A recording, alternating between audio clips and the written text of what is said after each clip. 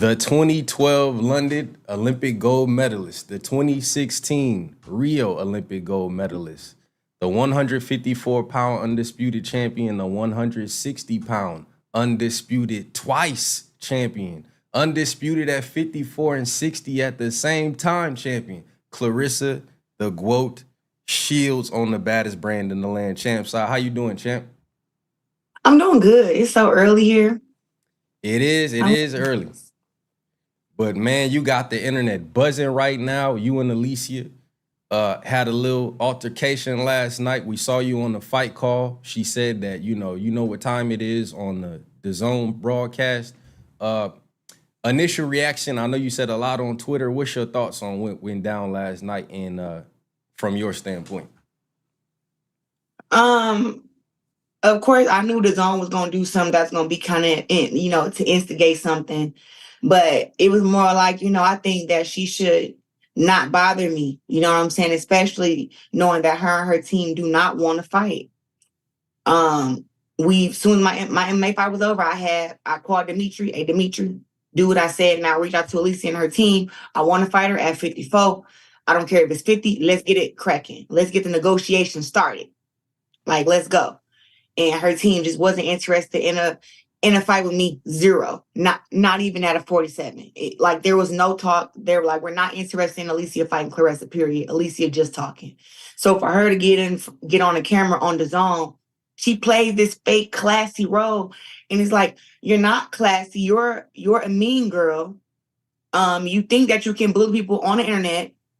You use your words to try to tear people down, and you're fake. And that's my problem with her. Like, you're fake. And then you want everybody to just kind of ignore the fact that you're fake. And I just couldn't ignore it no more, even though I've been the bigger person this entire time, talk her a little shit on Twitter and tweet. But it was like face to face. I always left her alone. Even at the Dez Bryant thing, she wouldn't make eye contact with me. She wouldn't even, say anything to me. And all she had to do was say hi. I would have went off on her. She never said nothing to me. But that was like, you know what? I felt like at the fight, that was my last time letting her get away with anything. Like, that was it. Yeah, so what we saw, I wish I could play it on the screen. I'll play it later. But one of the first things you said was, bring your little ass up and I'll smoke you. And then I know you called her broke, and I know y'all talked a little shit. What did she say to you? I heard her say something like, you want to be like her or something like that. 1 second. Okay.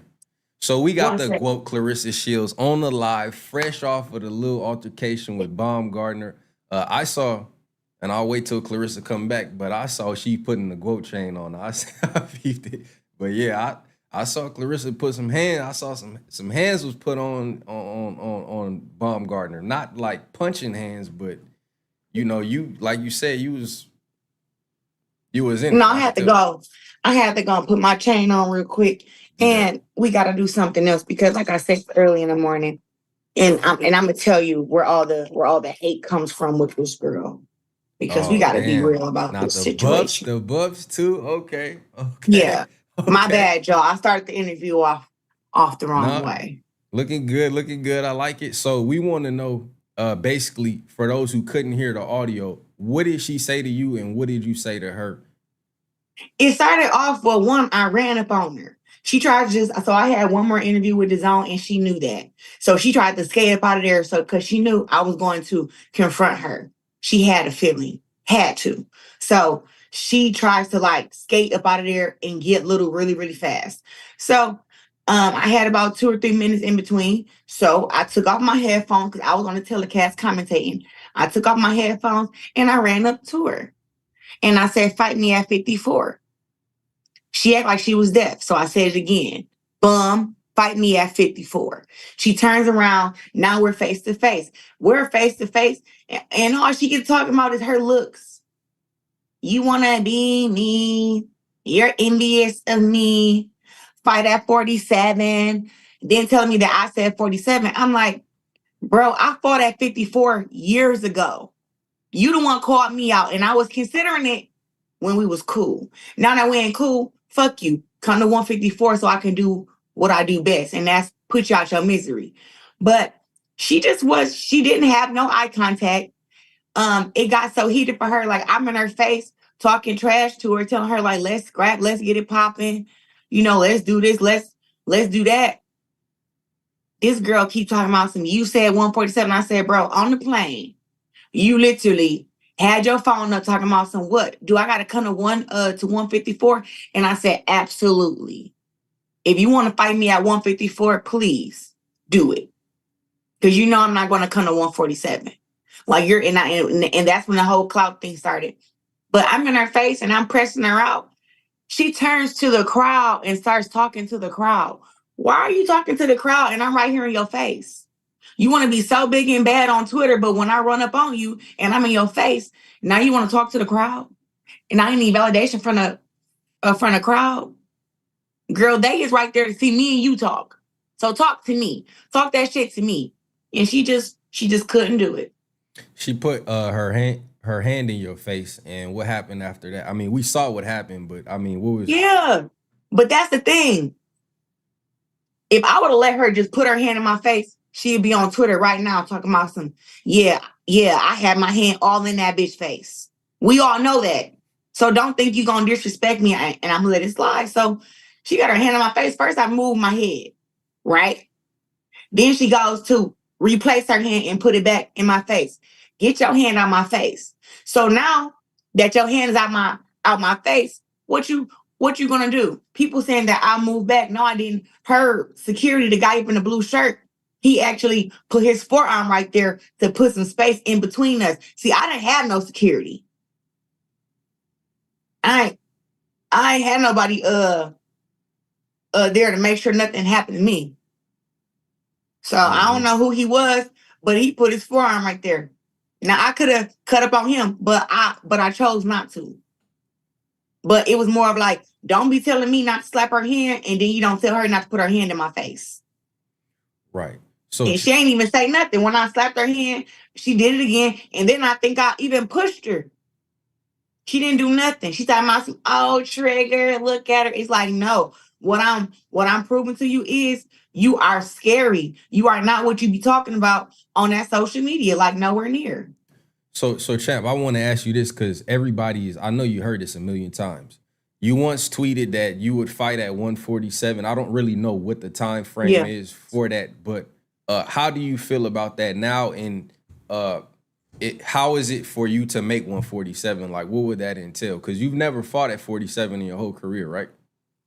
Not in the professionals, no. Yeah, not in the pros.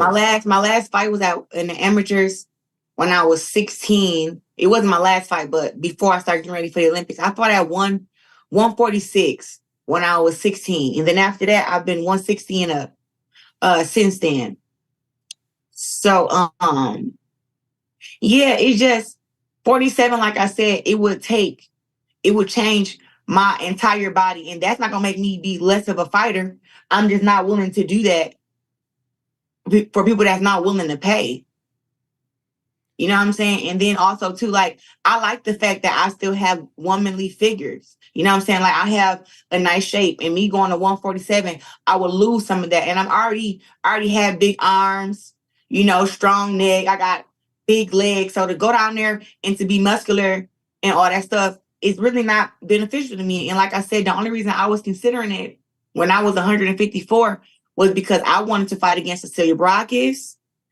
I wanted to fight against Jessica McCaskill. Those are girls that I called out who did not accept the challenge with me. So that's initially why I started the journey down to 47, because Cecilia said that I couldn't make 54. So I went down to 54 and I became undisputed champion. And she said that if I made 54, she would come fight me at 54, but she was all talk too. So that's what I'm saying. Like, I can fluctuate that weight, but going down to 47 is a big push. And I'm not going to do it just for bragging rights to say that, oh, I beat up Alycia. Right. You never had any intention on fighting Alycia, right? Ever.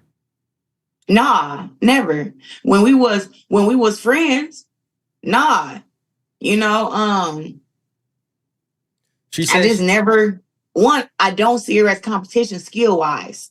You know what I'm saying? Like, she can try to put her name, try to connect her name with mine and make people think that she's a top elite fighter, but she's, top 5, top 6. When you talk about 1, 2, 3, 4, 5, she's not up there. So she's trying to just connect her name with mine and make herself seem like she's a better fighter than what she really is, when you really got to put the work in to prove that. And through your work, you have not shown that.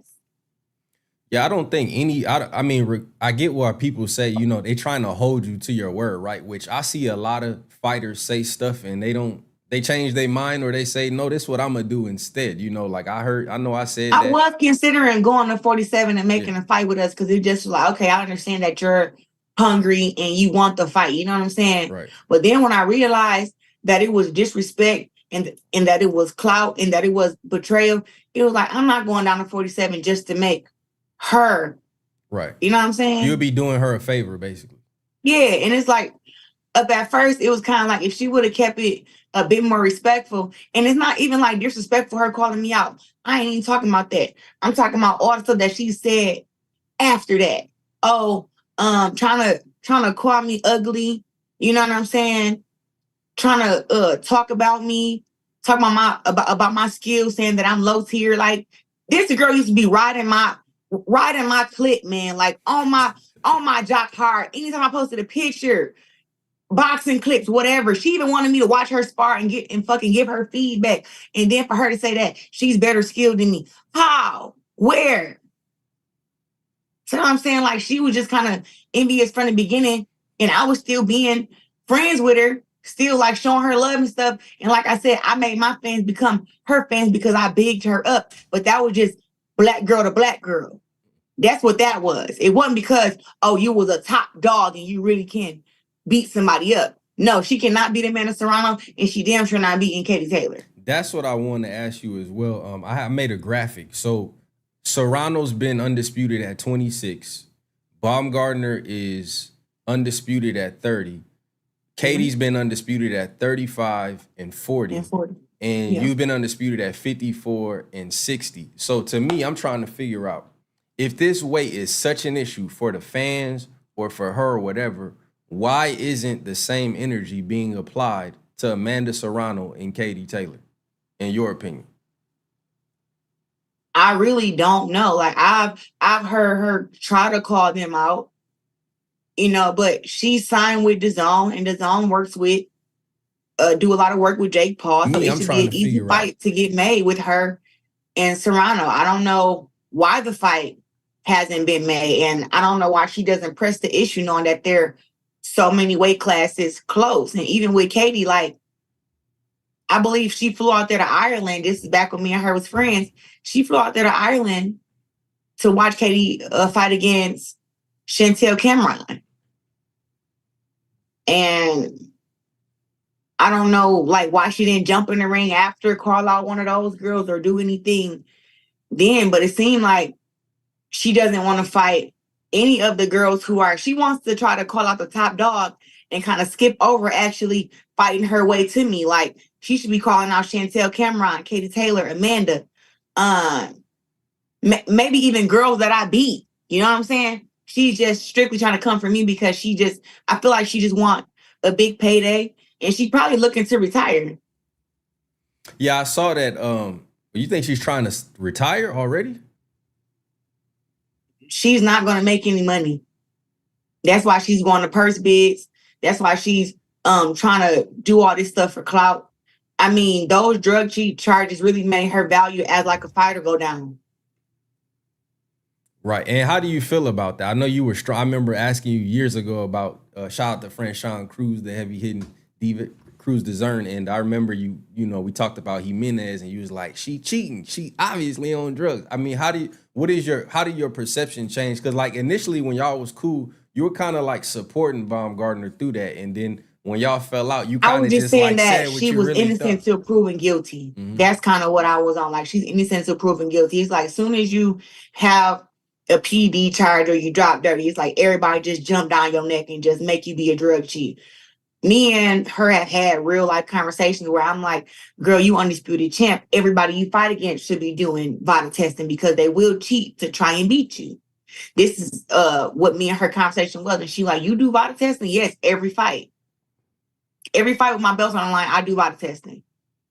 So I'm thinking that since she's talking to me and she's agreeing that that's a smart thing to do, I wouldn't think that she's doing drugs or doing PEDs. Now, did I wonder how she walked around on weight all the time? Yes. I even used to ask her, like, girl, what do you eat? Like, do you eat meat? Like, what are you doing to keep your body? Like, she fights at 130. She's walking around at 134. Like, what fighters can do that unless you're just a smaller fighter? And she's not. She used to fight heavier. So it's like, that's doesn't make sense to me. But like I said, I never questioned it. I just thought maybe she had a different body type or I don't know, something. So when the drug charges came out, she was letting me know stuff that was going on with her little charge. You know what I'm saying? Like, oh, this happened with the sample, that happened, blah, blah, blah. And I'm sending this girl numbers and lawyers and everything to talk to from my team saying, Claressa, if this was to happen to you, this is people that we would have to talk to or that we would have come and represent you to get those charges, to really represent you, to make sure that those charges are legit and clear your name. So I was still helping her out. And then one morning I wake up and she calling me out. She's talking shit about how the dude dropped me 5 years ago up in sparring. She's saying she'll knock me out. She's just coming at me so hard. And it's like, you see everybody else, all these trolls attacking me on social media. And when they were attacking you, I picked up my phone and I called you. But now that it's the other way around, you jumping on a bandwagon and you attacking me with them. So that's where all my support for her was gone. But like I said, innocent until proven guilty. And the WBC proved that she did have steroids in her system. But they just said that it wasn't intentional. Right. And I don't know exactly what that exactly means. So it was in her system. So is it out?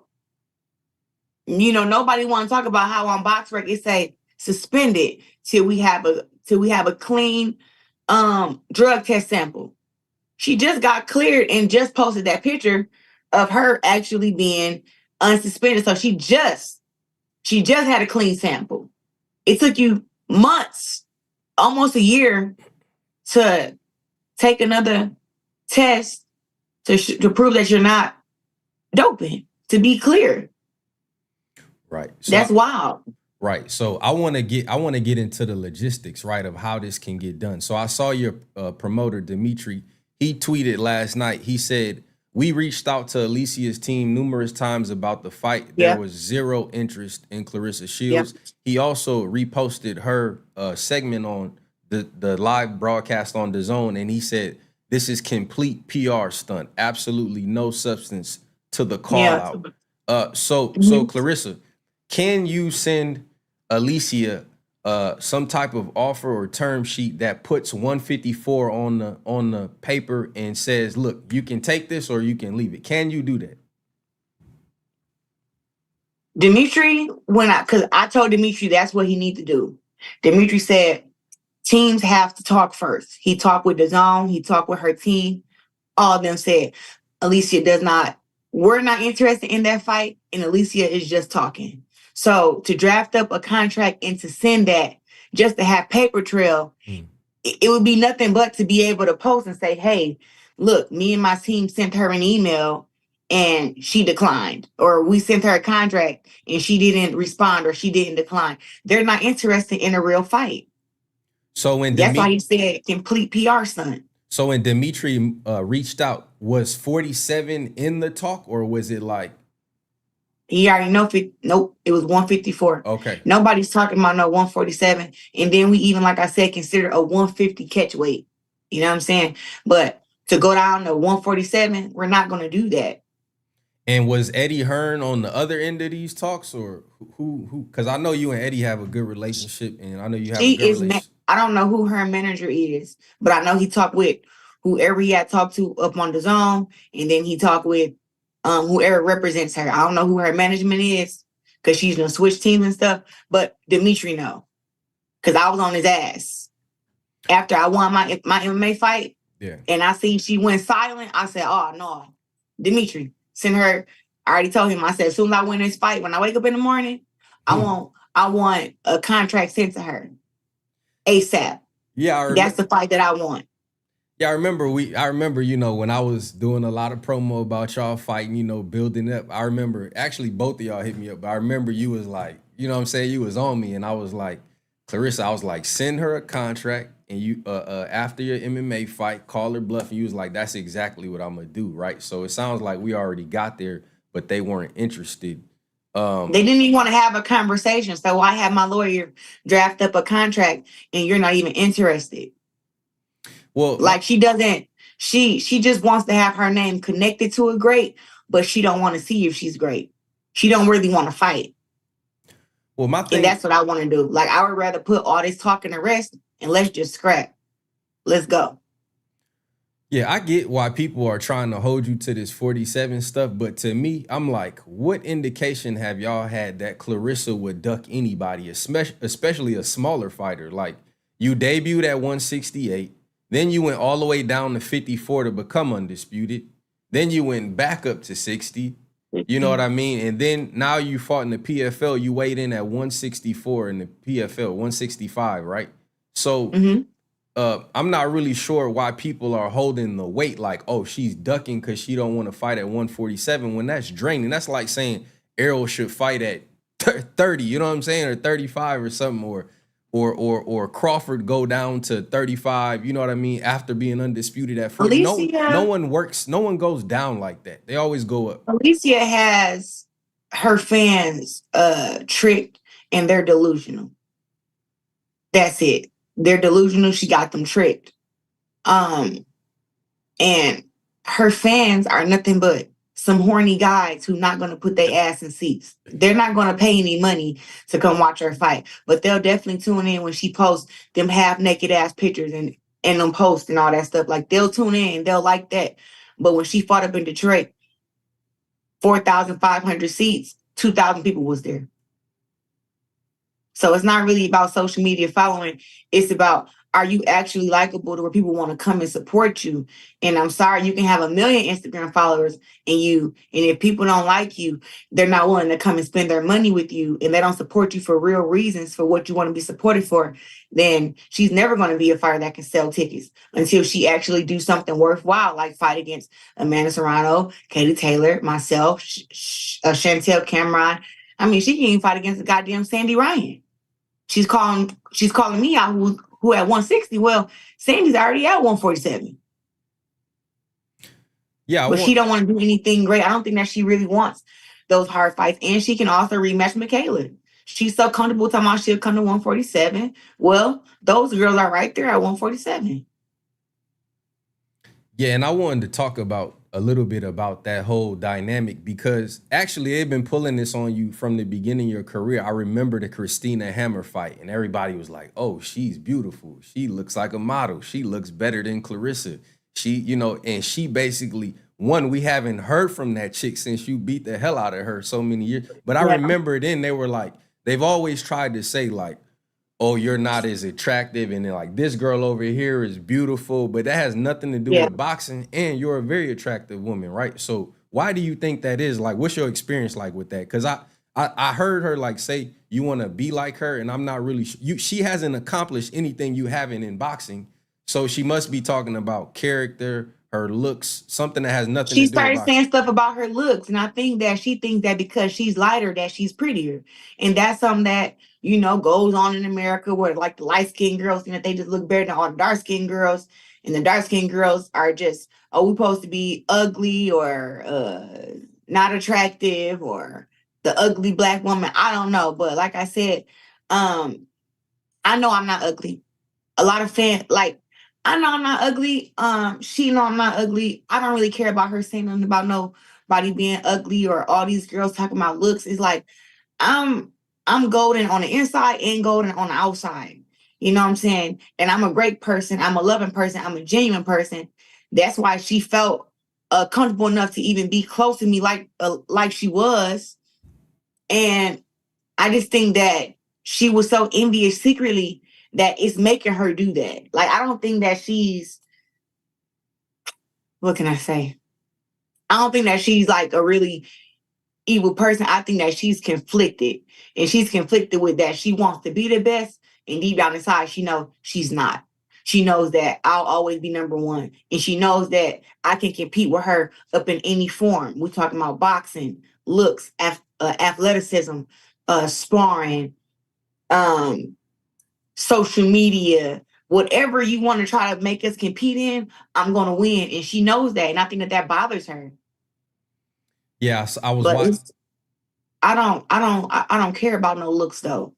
Like, I think I'm a very attractive woman. I'm engaged to my fiance. Any guy that I've had, I can have again. You know, I can have any guy that I choose, you know, but I'm choosing my fiance and that's what I'm choosing to do. But I'm not one of those people though. You know, I think, what is that line?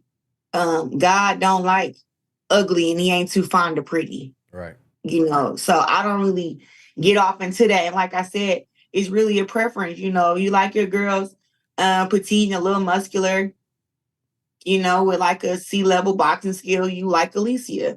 If you like your women dark skin with a big legs, big butt, Coca-Cola bottle, you know, and best in the world, you like me. If you like dark skin, you like me. You like light skin, you like her. You know, it's not really something that I care about because I feel like God made us our own individual people and who we are, and that's just what it is.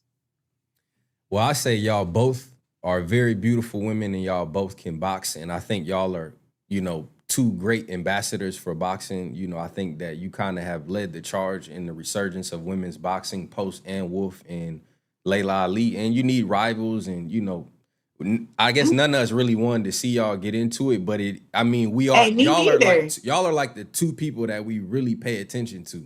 You know what I mean? In women's boxing. Listen, me neither. I did not ever want to be at odds with this girl because I thought that we could have conquered the world together as being sisters. You know what I'm saying? But like I said, I think when it like just her way of thinking, it really goes back to the slave days. You got the light skinned house people, and then you have the outside field people. And when I say people, we know what I'm saying. Yeah, Negroes. I got you. Niggas. Yeah, right. I'll say it for you. And I think that it's just embedded in her that she's supposed to feel like she's better. And the fact that I'm actually better, it makes her be offended. It makes her envious. It makes her jealous. And she had this, like, even in her talking and in her speech, she's just, you know, oh, I'm mature, I'm prettier, I'm classier, I'm better.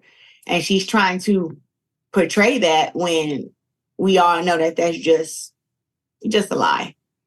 I want to talk about the $1 million worth of game. And then I kind of want to know it out, not to put you on the spot, but can you imitate what you see in her style? Because you was very specific. Like, you had her guard down and you was like, that cute shit not gonna work. Like, I'm gonna just come to you and beat your ass. Can you give us like another example? I just kind of want you to give us another example of how you feel like she fight. Because you were like, the way you like held your guard. See, I was standing up and everything when I did it. Yeah, it was pretty on point actually.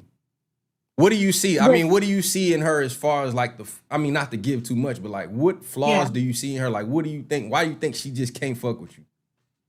It's just so many flaws. And what I'm just gonna say, first thing is output. Her punches, how many punches she throw? That's one. Two, the intensity of fighting. You know what I'm saying? Who's the dog? Like when like the fight got really close with her and Michaela, she was on the wheels, she was moving, she wasn't standing there trying to fight against Michaela. It was a close fight. Her defense is very lackluster, you know, very lackluster defense. She get hit a lot. She get hit a lot in sparring. She get hit a lot in her fights. And it's just her IQ is not there. Her IQ is not there. Like, I've been around the world boxing and winning. And I mean, she couldn't even make it past the regionals when we were coming up. You know what I'm saying? She never even was second or third place at a national title. You know what I'm saying? We went to these major championships. She never even got first, second, or third place. So it's just like, she's a good professional fighter and she fights good to be a woman, but it just levels. And there's reasons why her previous team wouldn't even let me and her spar. I was always wanting to get in the ring with her and just spar with her to show her, like, I can go in here and literally take it easy on you and still give you the hardest sparring of your life. I was in the gym sparring against Tony Harrison, 10 rounds, 7 rounds the next day. She in there watching. She can't believe it because I'm really like that. Yeah, I tell people. It's like she didn't want to get in the ring with me, but she keeps saying she always wanted to fight me. She's always been envious and she's been scared to test her hand. And I would have gladly sparred her. I was sparred a girl smaller than her at the Superbad gym. I sparred against Sarah. I sparred against Jasmine Hampton, who's I think a 126 or 120 pounder. So I've sparred smaller people. I've sparred guys who 154, 147. And she think I'm just gonna skip sparring against her because I'm scared of her. No, she just never wanted to get in there with me. And her team even then was 100% against it. I just feel like now a lot of folks have reached out and they're like, you and Alycia be back cool, whatever. Because they don't like the beef, blah, blah, blah. And I had to tell them like this. Only way me and her ever gonna be cool is if I put my hands on her. That's it. She got to spar me. She got to fight me. She got to earn back my respect. But we'll never be back friends just off of that. Like, you don't get to do that and then we have a conversation and then we just back cool. It's like, no, you disrespected me way before I even disrespected you back. Yeah, Champ, I think the one that we have like a few more minutes. I know you probably got to go. If you have to go, you can go. If you want to, redo I can see you the new link. But I just wanted to say, I think one of the biggest things people seen is that you are much bigger than her. And I've been telling people, you like 5'10", like you Arrow. You might be bigger than Devin, like you bigger than Shakur. Like I don't think people really realize that you are you solid, you know what I mean, and tall too at that. So but yes. Hey, she caught me out acting like she don't know this. Right. And like I said, look, I respect the call out. We can get it cracking. I want the fight to happen. I'm gonna do what I can do on my end to make it happen. But it's going to be done on my terms. And she knows that. And if she really about that life, she needs to start putting on some weight. Because she was just 148 a few weeks ago. So if you was 148, I'm quite sure you can come up to at least 150, 154, eat you a burger or something like she said. And she said she going to knock me out. So come on and come do it. Shane, what did you think about, real quick, what did you think about Broner calling her out and, going at her? Like, what did you think about? What was your reaction to that? I already knew it was going to happen. I knew she was going to chime her big mouth ass in up in grown men business that don't got nothing to do with her. He was talking about Bill Haney. And I love Bill Haney. I love that king. I love Bill Haney. That's my guy. You know what I'm saying? But he was talking shit about Bill Haney. And then here she go, jumping in the mix. Talking to him, talking about he broke, he this, he that. And then knowing that Adrian don't have no filter. So she really set herself up for that. And I felt bad because we all have a past, you know what I'm saying? Some bigger than others, whatever. But to just expose her in that way, and she may have, I don't know her personal life if she's really moved on and if she's not like that no more. But I think that she really had a whole lot of insecurities coming up. And that's why she probably messed with so many of those guys. And guys played on her insecurities and played on knowing that she wanted to be at the top. So I think she just wanted to connect herself with guys who she felt that would get her to where she wanted to go. Yeah, Champ, before I got to cut you off because it's going to cut off on us. Give the people your closing. I mean, give them your fans a last message real quick. So all my fans, thank y'all for supporting me. Follow me and subscribe to my YouTube channel. Yeah, we're going to catch back up with you. Thank you. We appreciate you so much. One of the first supporters of the CHAMPSIDE, by the way. You and Andre Ward been holding us down. Appreciate you, Champ. We're going to talk. 100. All right, peace. All right. Yep.